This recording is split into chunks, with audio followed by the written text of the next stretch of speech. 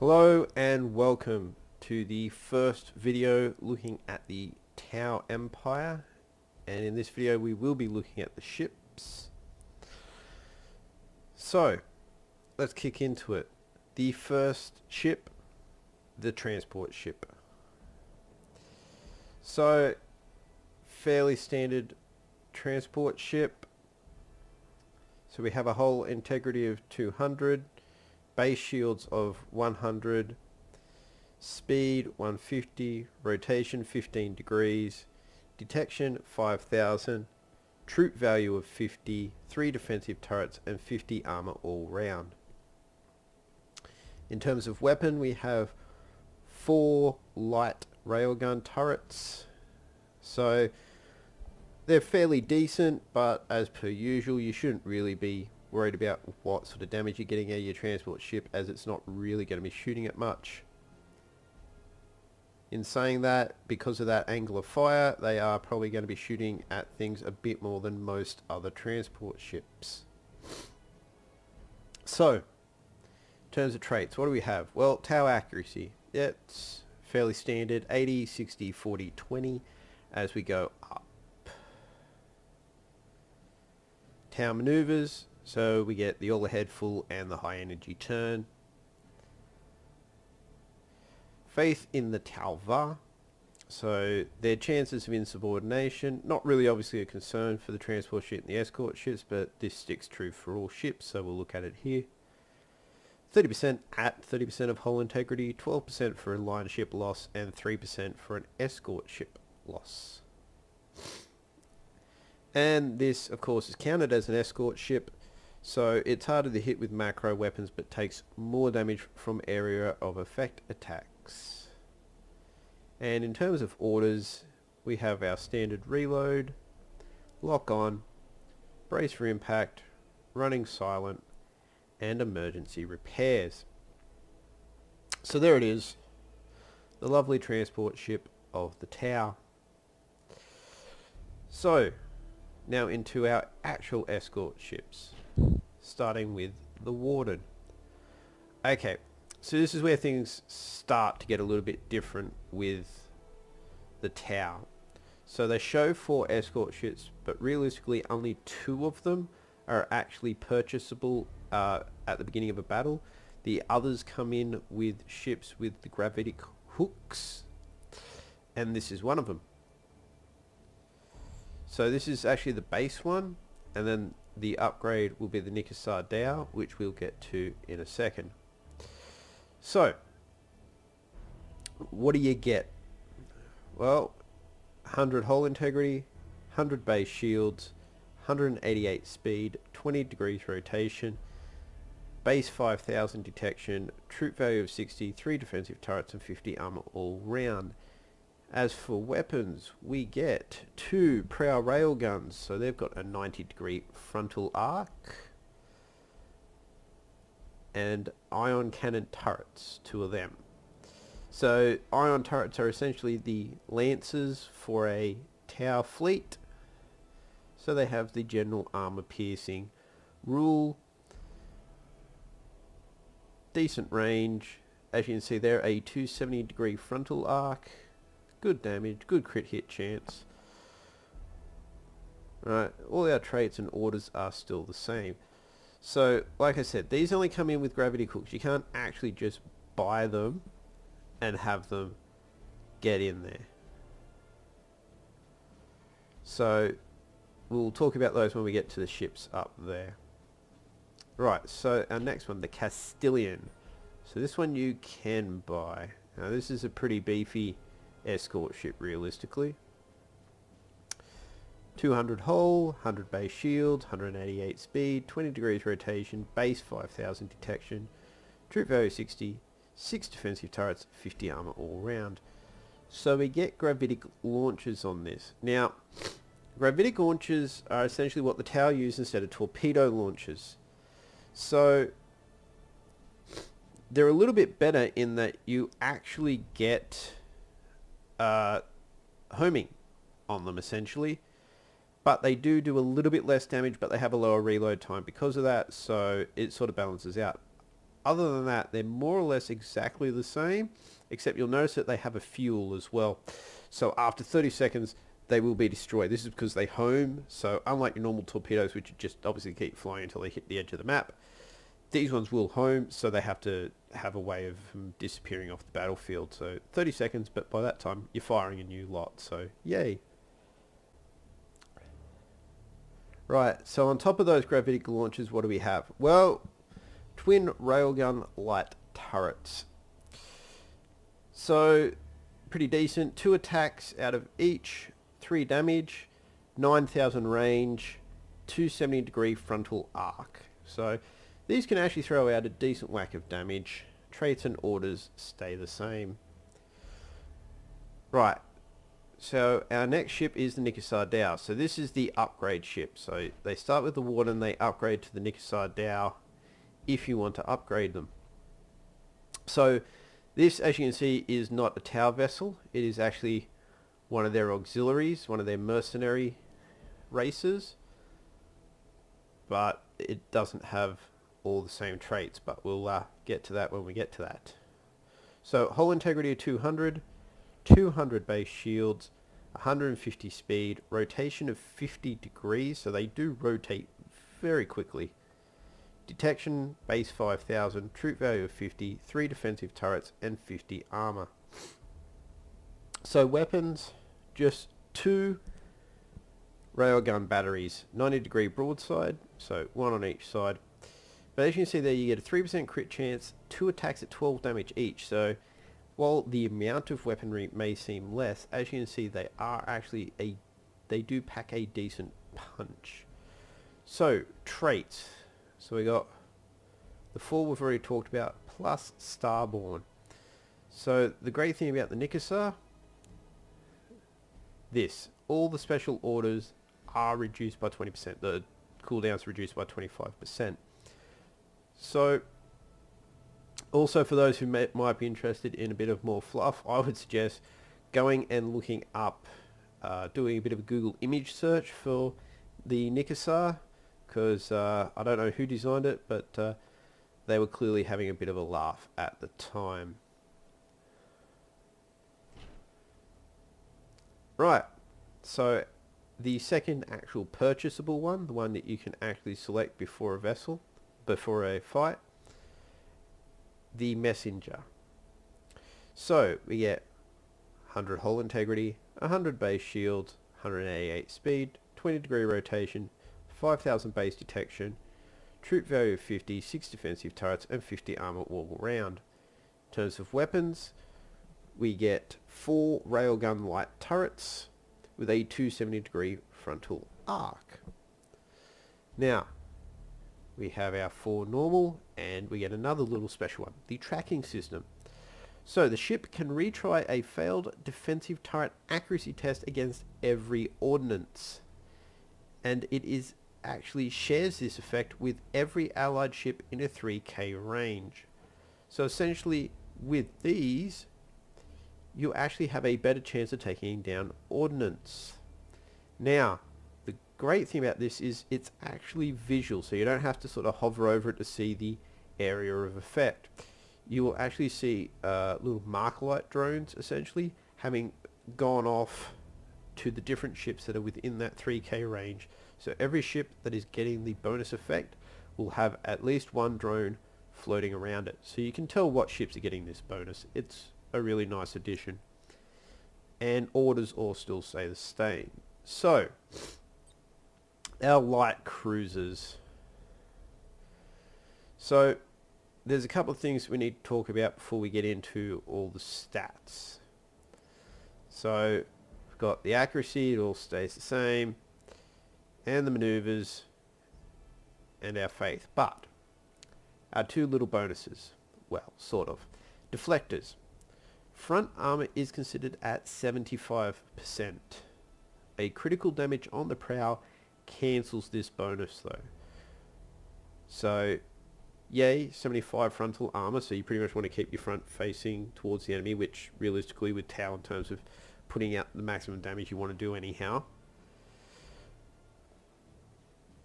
But you can lose it. Admittedly, it doesn't seem to happen too regularly, but it can happen. So on top of that, we have lightning strikes. They can't use them.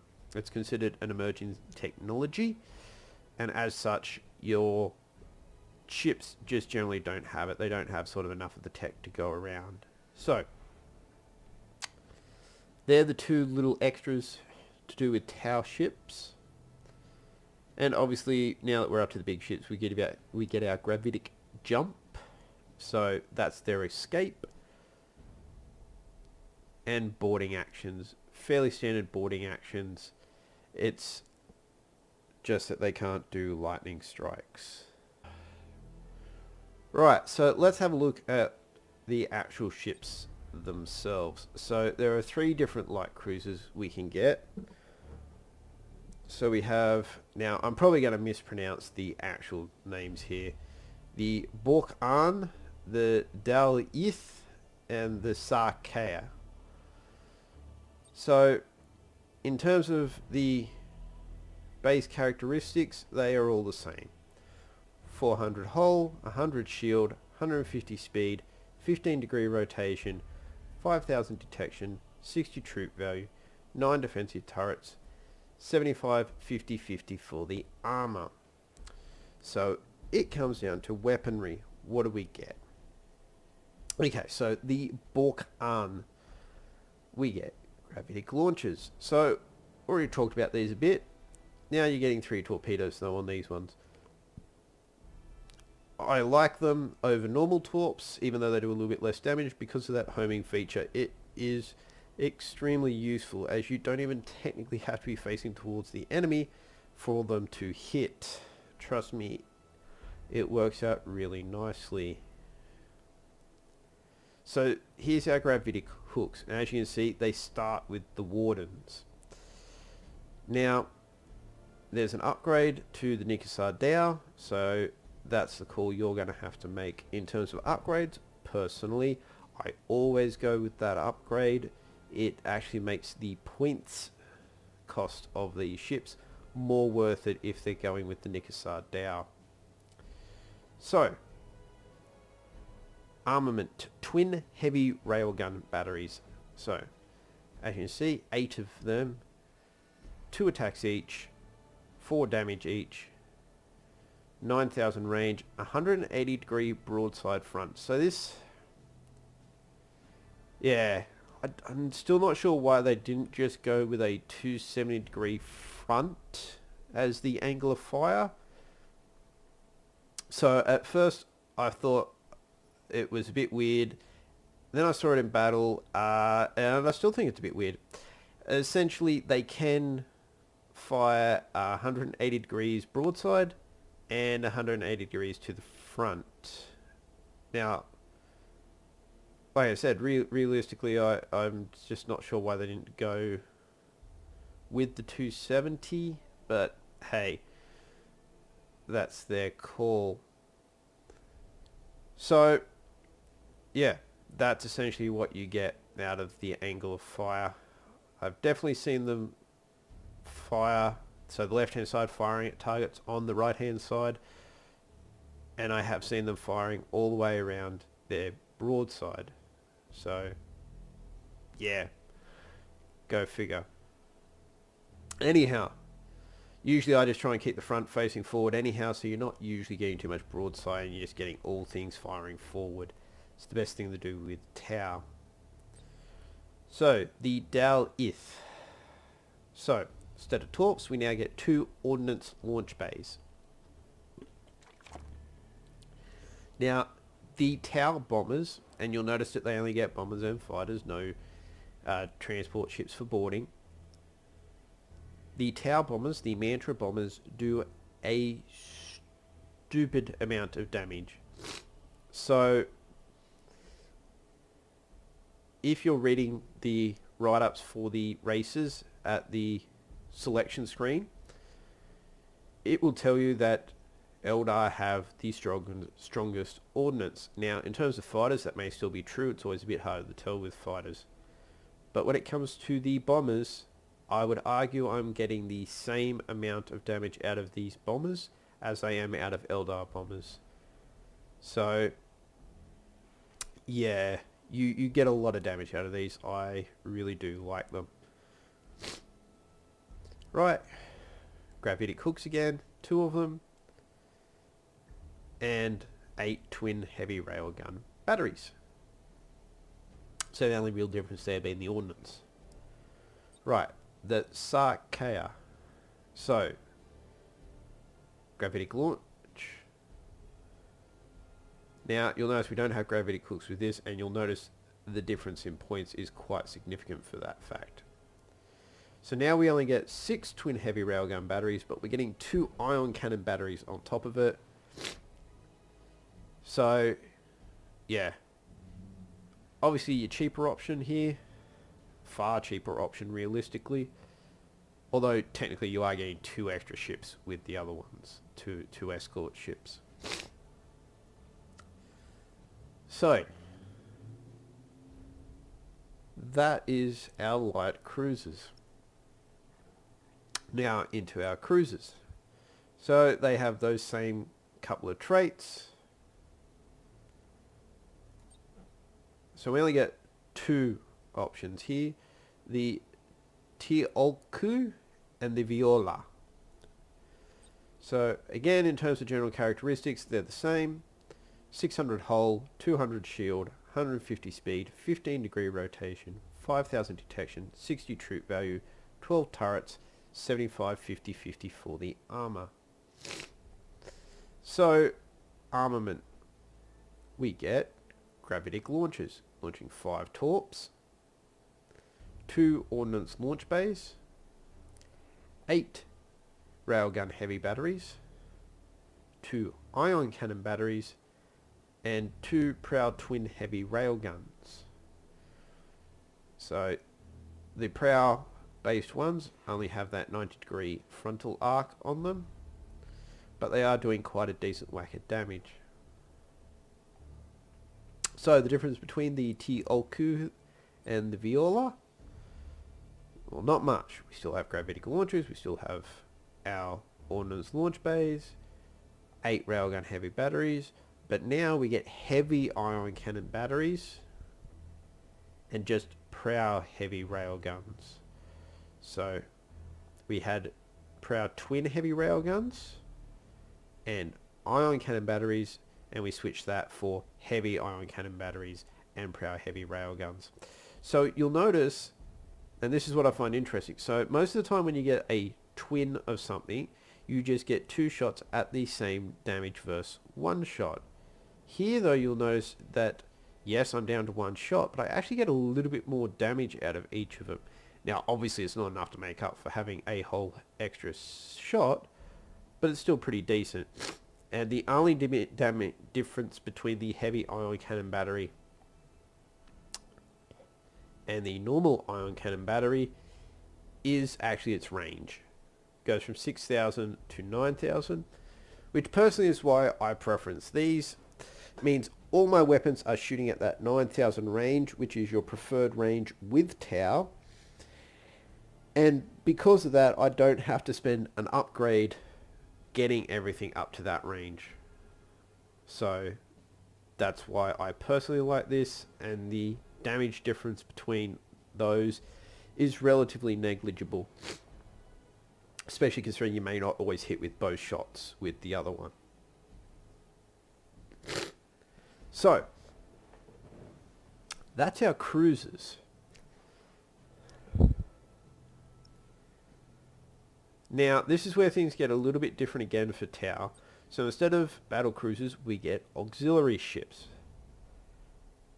So this happens to be the Demiurge ship, the Stronghold. But again, we get a couple of little differences here. So they've still got the same accuracy, still got the same faith in the Tau var. Now the Demiurge have this one, mysterious race, so crew members of the ship can't be upgraded. You'll notice that it is straight up grayed out. Also no favors, and this is because of the mercenary trait. And as you can see there, on top of having no favors, as soon as they hit 30% of their hull points, boom, they're gone. You can't execute the captain. They just straight up run. Now, they also have low maneuverability, so they can only use the all ahead full. They can't turn quickly. Now, you'll also notice that they actually do have lightning strike. So, that's their thing. The Demiurge, and actually for that matter, all the auxiliary ships get lightning strike. So, this is where we're going to actually get things a little bit different. So, the Croute Warfare. Now, you're probably thinking, well, that's really cheap for something that does appear to be battle cruiser, if not battleship. And I do believe it does actually count as a battleship size ship. Well, there's a reason for that. And we're going to have to add it so you can see, because it comes with its own set of special traits. So, it's still got the mercenaries, the tower accuracy, and the faith in the tower var. But now we get archaic technology. So they'll never trigger a plasma engine surge when it's destroyed. So essentially they'll blow up without necessarily taking out the ships around them. So it can't suffer any kind of critical damage except for hull breach. So this is really nice. Superconducting engines. So this is the weird one and the reason why I would never recommend taking this ship. So yeah, essentially to make them turn, you have to use your special maneuvers. So, and as it says here, you can't actually use high energy turn or burn retros. So essentially you tell it to move in a direction, and if it's not straightforward, you have to use all ahead full, and then it will start moving in that direction. It's all a bit weird. Now, in saying that, I have seen them used well as essentially a moving barricade. So, as you saw, or as you can see, they are cheap. So, for instance, you chuck this out in front, transport ships behind, and they have to try and shoot through this to get to those transport ships.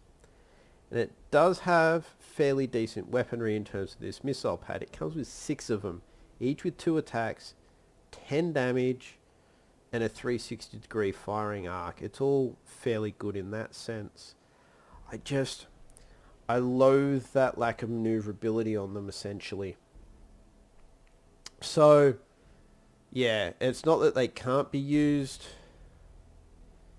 but I personally don't like them and prefer to stick with the Demiurges.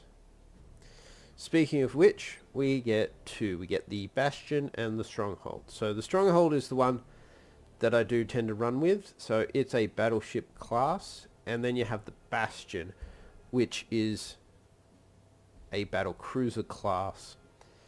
So for the Bastion, we get 800 hull, 200 shield, 150 speed, 20 degree rotation, detection of 5,000, troop value 60, 12 defensive turrets, armor 75, 50, 50. So in terms of armament, we get torpedo silos. So these are proper torps. These are not the seeker type torps of the Tau. So they work the same as every other race's torps. 2 ordnance launch bays. So they have their own ordnance again as opposed to Tau ones. So we get assault boats now. And the damage isn't quite as good, but they're still pretty decent. So, macro batteries. So, we get 2 on the broadside, but as you can see there, you get 6 attacks each, 8 damage, with a 6,000 range. 4 broadside lance batteries. Fairly standard lance batteries, but a 12,000 range on them, which is just awesome. Yes, I know I skipped one. I'll go back to it in a second. And then we get a 90 degree frontal firing, or 2 light macro batteries with 4 attacks each, 7 damage, 9,000 range. So this, the prow cutting beam. So this is sort of almost essentially an older pulsar cannon, except it builds up charge. So as you can see, there's 60 damage, but it gains a charge every 15 seconds while staying in an asteroid field, or for every wreckage in a range of 3k units around the ship. This is why I tend to run it close to other ships, so as soon as it's destroyed them, it's within range of the wreckage. And as it says there, it can stack up to 7 charges. So while it says 1 attack and 60 damage, realistically it's like that pulsar in that 1 attack equals 1 charge. And that's 1 second of firing. So you can get 7 seconds of firing, each second doing 60 damage with a 15% critical chance. So yeah, it's got a decent reload time, but you want it to try and build up charge anyhow during that time, and you need 15 seconds just for 1 charge anyhow, so it's not that big a deal. So I really like this. It tears ships apart. I just love it. So what's the difference between the Bastion and the Stronghold? Well, as you can see, not much. We essentially just go bigger. Now we have 1000 hull integrity, 400 shields, speed of 112, rotation of 15 degrees, detection range of 5000, 60 troop value, 18 defensive turrets, armor 75, 50, 50. So we're launching 6 torpedoes. We now get 3 ordnance launch bays, 6 lance batteries, broadside based, 4 macro batteries, broadside based, and 2 heavy macro batteries on the front. And we still get our prow cutting beam. It's exactly the same. There's no difference there for those. So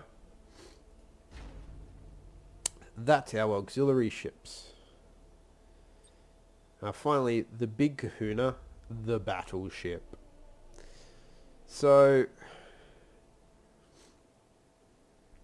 again, because Tau seem to be like this, we get a couple of little extras.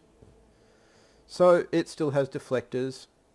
It's now got advanced tracking system. So back in the escort ships, we had the messenger, which had a tracking system. This is an advanced, so this is actually on a 6k range, but it's doing the exact same thing.